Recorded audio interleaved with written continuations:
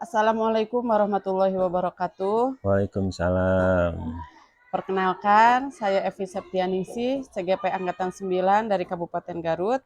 Pada kesempatan kali ini saya akan melakukan demonstrasi kontekstual mewawancarai salah satu kepala sekolah. Sekarang saya sudah berada bersama dengan salah satu kepala sekolah yang akan menjadi narasumber. Bapak mungkin bisa perkenalkan diri, Pak, silahkan. Oh iya, terima kasih Bu. Perkenalkan nama saya adalah Alid Sumpena. Kebetulan memimpin sebuah sekolah SDN 1 Situsari. Mungkin itu cukup Bu. Ya. Terima kasih Bapak karena telah meluangkan waktu untuk berbincang bersama saya. Iya. Pada kesempatan kali ini saya akan bertanya mengenai kegiatan Bapak selama ini terkait dengan pengambilan keputusan yang berkaitan dengan dilema etika. Bagaimana selama ini Bapak mengidentifikasi permasalahan-permasalahan yang Bapak hadapi? Apakah permasalahan itu termasuk ke dalam kasus yang mengandung dilema etika atau termasuk ke dalam rujukan moral, Pak? Oh iya, untuk membedakan mana kasus yang termasuk dilema etika atau kasus rujukan moral, mungkin ini dilihat dari pilihan yang ada ya. Jika pada kasus tersebut dua pilihan yang harus diambil adalah dua-duanya pilihan yang baik. Pilihan yang sama-sama bermanfaat hingga menjadikan dilema etika itu harus memilih salah satu karena dua-duanya merupakan suatu keputusan yang benar. Nah, itulah yang dinamakan dilema etika. Begitulah cara saya mengidentifikasi sebuah kasus.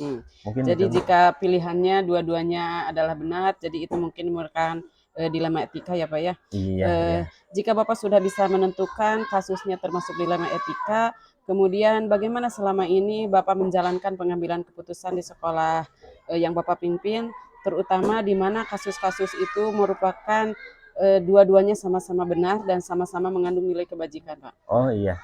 Dalam menyelesaikan sebuah kasus yang membuat dilema karena harus memilih salah satu dari kedua masalah itu, yang dua-duanya benar adalah biasanya saya akan melihat kasus tersebut dari berbagai sudut pandang ya. Terutama saya menerima masukan-masukan dari guru dan kemudian saya akan mengambil sebuah keputusan yang benar-benar terbaik yang ada. Keputusan yang paling banyak manfaatnya itulah yang paling saya ambil dan yang paling sedikit mudorotnya, banyak manfaatnya sedikit mudorotnya. Dengan demikian saya akan mendapatkan keputusan yang paling tepat. Mungkin itu Bu. Jadi mungkin dilihat dari kebermanfaatannya ya Pak ya. Iya, iya. Kemudian langkah-langkah atau prosedur seperti apa yang biasanya Bapak lakukan dalam menyelesaikan kasus dilema etika? Sebenarnya tidak ada langkah yang spesifik untuk menyelesaikan sebuah kasus seperti itu. Yang saya lakukan ketika menghadapi sebuah kasus, namun yang selama ini saya lakukan ketika menghadapi itu khususnya kasus dilema etika, maka pertama-tama saya akan melihat dulu kasusnya mana yang istilahnya yang relevan, mana kasusnya yang bisa diselesaikan dengan baik, yang tadi sudah disebutkan yang banyak manfaatnya itu yang saya ambil gitu. Langkah-langkah seperti apa yang Bapak anggap efektif dalam pengambilan keputusan pada kasus dilema etika? Oh ya, yang paling efektif ketika menghadapi sebuah kasus dilema etika, selama ini saya selalu mengambil keputusan dengan mempertimbangkan besar manfaatnya atau kebermanfaatan dari keputusan tersebut. Mana yang lebih banyak manfaatnya, itu yang saya ambil. Terutama jika kasus berhubungan dengan siswa, maka saya itu akan lebih berpihak kepada siswa. Ya, mungkin demikian Bu. Ya. Kemudian dalam pengambilan keputusan yang melibatkan dilema etika, tantangan seperti apa yang Bapak hadapi? Ya, tantangannya adalah yang menjadi tantangan dari sebuah keputusan itu, yang diambil dari sebuah keputusan kasus dilema etika adalah ketika saya sudah mengambil sebuah keputusan yang menurut saya adalah benar dan terbaik dengan memperhatikan berbagai pertimbangan, kemudian ada yang menentang atau tidak setuju dengan keputusan tersebut. Nah, itulah yang menjadi suatu tantangan bagi saya. Tantangan seperti itu apa? Meyakinkan mungkin ya, Ya, meyakinkan bisa dasar-dasar keputusan yang diambil mungkin ya ya Pak ya. menjadi meyakinkan saya untuk menjadi landasan pemikiran yang saya ambil terhadap sebuah keputusan itu. Ya, mungkin itu, Bu. Kemudian apakah Bapak punya jadwal atau waktu tertentu atau tempat yang khusus untuk menyelesaikan kasus dilema etika atau seperti apa, Pak? Oh, tidak. Kalau jadwal khusus atau apa waktu khusus untuk menyelesaikan sebuah masalah itu tidak ada ya. Selama ini jika ada kasus atau permasalahan dilema etika, maka saya akan mengupayakan secepat mungkin penyelesaiannya, sesegera mungkin agar permasalahan tidak melebar ke sana kemari. Spontan Ya, mungkin ya Pak ya. secara spontan. Oh, ya. Ya, mungkin itu, Bu. Adakah faktor-faktor atau hal-hal atau orang yang bisa membantu Bapak selama ini mempermudah dalam mengambil keputusan dilema etika? Tentu saja dalam sebuah lembaga akan dapat berjalan dengan baik jika ada kerjasama yang baik di seluruh warganya. Dengan demikian menjalin komunikasi yang baik dan seluruh warga, seluruh sekolah, baik itu guru, tenaga pendidikan, siswa, dan orang tua, itu menjadi faktor yang sangat penting agar setiap keputusan yang diambil oleh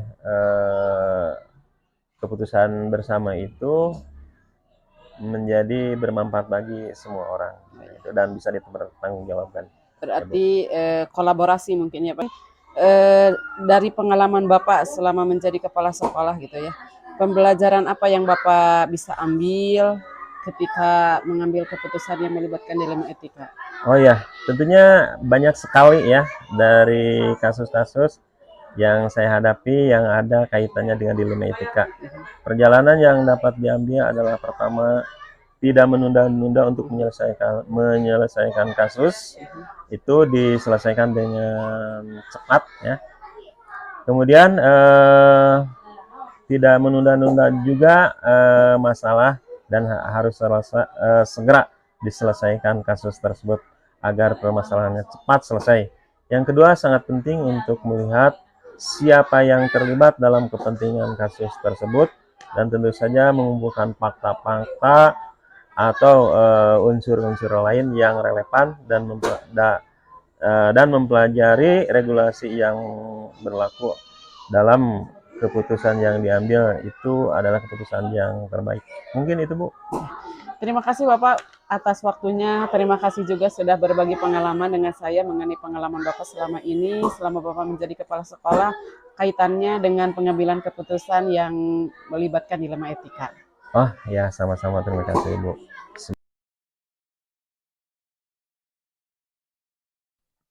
Pada kesempatan kali ini saya sudah berada bersama narasumber, yaitu kepala sekolah dari SDN 1 Sukalila. Apa kabar Bapak? Alhamdulillah baik, Bu Pi. Terima kasih atas waktunya Bapak sudah meluangkan waktu untuk dapat berbincang dengan saya.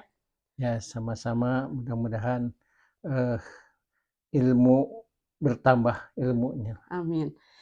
Bapak, pada kesempatan kali ini saya akan bertanya beberapa hal terkait pengalaman Bapak sebagai kepala sekolah selama ini, terutama ini mengenai dengan pengambilan keputusan yang melibatkan tentang dilema etika.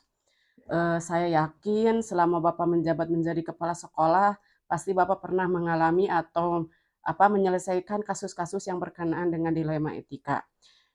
Selama ini bagaimana Bapak mengidentifikasi apakah sebuah kasus yang Bapak hadapi itu termasuk ke dalam kasus yang melibatkan dilema etika atau merupakan kasus yang termasuk ke dalam bujukan moral, Pak? Iya, ketika pengalaman yang Bapak dapatkan, ketika Bapak menghadapi sebuah kasus, kemudian di situ ada dua kepentingan yang dua-duanya sama-sama baik dan kita hanya boleh memilih salah satu dari dua pilihan itu. Kalau hal itu terjadi, maka dua pilihan itu sama-sama baik. Maka itu yang menjadi dilema etika dalam pengambilan keputusan. Dan itu sulit karena dua-duanya sama baiknya. Jadi ketika ada dua keputusan yang harus diambil, di mana kedua-duanya memiliki nilai kebenaran, itu mungkin yang dinamakan dengan dilema etika ya Pak itu ya. berarti. Kemudian bagaimana selama ini Bapak menjalankan pengambilan keputusan di tempat Bapak yang Bapak pimpin, terutama untuk kasus-kasus di mana ada dua kepentingan yang sama-sama benar atau sama-sama mengandung nilai kebajikan? Dalam menyelesaikan masalah yang dihadapi pada dua masalah yang dua-duanya sama-sama benar, maka terlebih dahulu saya akan menggunakan berbagai sudut pandang untuk memilih mana yang terbaik dan mana yang paling bermanfaat. Dan dua pilihan tersebut sehingga keputusan yang saya ambil adalah benar-benar keputusan yang dapat dipertanggungjawabkan. Dan juga akan meminta saran dan pendapat jika hal itu diperlukan. Mungkin jadi Bapak akan melihat dari kebermanfaatannya, kemudian juga akan melakukan kolaborasi mungkin ya dengan meminta pendapat dari pihak-pihak yang terkait. Kemudian Bapak ini mengenai langkah atau prosedur, langkah seperti apa atau prosedur seperti apa yang biasa Bapak ambil selama ini ketika memutuskan kasus yang mengandung dilema etika? Selama ini dalam menyelesaikan masalah yang saya hadapi, prosedur yang saya ambil adalah melihat permasalahan tersebut dari berbagai sisi. Menuntut siapa yang terlibat dalam permasalahan tersebut. Kemudian mengumpulkan fakta-fakta yang terkait dengan permasalahan tersebut. Baru merumuskan, kemudian keputusan ditinjau kembali hingga yakin akan kebenaran keputusan tersebut. Dan insya Allah dalam bimbingan Allah, keputusan yang saya ambil adalah keputusan yang bertanggung jawab. Kemudian selama ini dalam mengambil keputusan tersebut, hal-hal apa saja yang Bapak anggap efektif untuk menyelesaikan kasus-kasus tersebut, Pak? Hal yang paling efektif ketika menghadapi kasus dilema etika selama ini, saya selalu mengambil keputusan dengan mempertimbangkan kebermanfaatan dari keputusan tersebut. Mana yang lebih banyak manfaatnya, itu yang saya ambil. Terutama jika kasus berhubungan dengan siswa atau anak-anak, maka saya akan mengutamakan kepentingan dan kebermanfaatan bagi siswa atau peserta didik tersebut. Kebermanfaatan dari keputusan tersebut. Mana yang lebih banyak manfaatnya, itu yang saya ambil. Terutama jika kasus berhubungan dengan siswa atau anak-anak, maka saya akan mengutamakan kepentingan dan kebermanfaatan bagi siswa atau peserta didik tersebut. Karena seperti kita ketahui, setiap keputusan yang berkaitan dengan peserta didik harus mengutamakan kepada kepentingan peserta didik atau siswa. Berarti Bapak akan mengambil keputusan yang berpihak kepada peserta didik dengan melihat kebermanfaatan Ya. mungkin ya Pak ya. Betul. Saya yakin ketika Bapak mengambil sebuah keputusan pasti ada tantangan yang dihadapi ya Pak ya. Tantangan seperti apa yang selama ini Bapak hadapi ketika mengambil keputusan yang melibatkan dilema etika? Tentu ya Bu Epi ya, setiap keputusan selalu ada halangan dan rintangan. Yang Bapak ambil yaitu selalu ada yang pro dan kontra ya. Ada yang setuju dan ada yang tidak setuju. Yang menjadi tantangan adalah bagaimana meyakinkan semua pihak yang terlibat bahwa keputusan itu diambil adalah keputusan yang terbaik, yang sudah melalui berbagai pertimbangan dengan resiko yang kecil sekali agar dapat diterima dan dijalankan oleh semua warga sekolah, mulai dari guru, tenaga kependidikan, sampai kepada siswa dan orang tua. Berarti meyakinkan keputusan tersebut ya Bapak ya kepada Iya, pihak-pihak harus yang diberi terkait. keputusan orang tua dan atau peserta didik, Ya. termasuk guru itu dan tenaga kependidikan, bahwa keputusan itu adalah keputusan yang terbaik. Baik. Ya. Itu yang menjadi tantangan mungkin ya Pak ya. Iya. Apakah Bapak memiliki waktu, jadwal atau tempat khusus ketika harus menyelesaikan permasalahan yang melibatkan dilema etika? Selama ini secara spontan saja ya. Jadi ketika ada sebuah kasus yang muncul melibatkan dua kepentingan yang sama baik, maka saya akan segera mencari penyelesaiannya dari kasus tersebut dengan langkah-langkah yang sudah Bapak tadi sebutkan, yaitu saya jelaskan dengan mempertimbangkan yang matang. Jadi saya biasanya tidak memerlukan waktu atau tempat khusus untuk menyelesaikan agar kasus tadi tidak terlarut-larut atau cepat selesai, dapat segera diselesaikan. Mungkin. Jadi diselesaikan dengan segera ya Pak ya. Tidak ada jadwal atau tidak ada, secara spontan saja itu. Kalau ada masalah langsung aja diselesaikan ya. Adakah selama ini Bapak orang atau faktor-faktor yang bisa mempermudah kepada Bapak dalam membantu mengambil keputusan yang melibatkan kasus dilema etika Pak? Tentu saja ya, diperlukan komunikasi yang baik di lingkungan sekolah dan juga dengan pihak-pihak yang terkait atau para stakeholder. Sebagai seorang pimpinan, saya juga harus memiliki kesadaran diri, pengelolaan diri, dan kesadaran sosial yang baik agar dapat mempermudah pengambilan keputusan yang dapat dipertanggungjawabkan. Berarti berkolaborasi dengan seluruh warga sekolah mungkin ya Pak ya? Iya, harus ada komunikasi itu. Jadi tidak membawa misi sendiri-sendiri. Bagus sekali Bapak.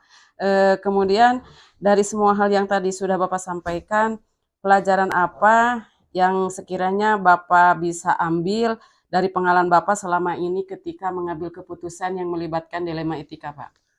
Dari banyak kasus yang saya hadapi yang berkaitan dengan dilema etika, pelajaran yang dapat saya ambil adalah pertama, tidak menunda-nunda untuk menyelesaikan kasus tersebut agar permasalahannya cepat selesai. Kedua, sangat penting untuk melihat siapa yang terlibat dalam kepentingan kasus tersebut dan tentu saja mengumpulkan fakta-fakta yang relevan dan mempelajari regulasi yang berlaku agar keputusan yang diambil adalah keputusan yang terbaik. Itulah. Luar biasa sekali Bapak ya, dari pengalaman Bapak banyak sekali pelajaran yang bisa saya ambil. Terima kasih untuk waktunya Bapak. Ya, sama-sama. Percakapan